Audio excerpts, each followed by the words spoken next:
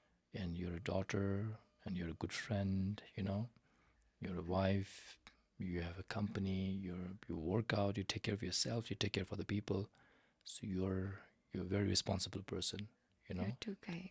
More people can aspire to become like you. Not at all. Really. Thank you, Guruji. It has Thank you, been Divya. absolutely exceptional. Thank you. And so much learning for me personally, for our listeners. And just this is definitely a transformational experience for me, for my life. Thank you. So, Thank you.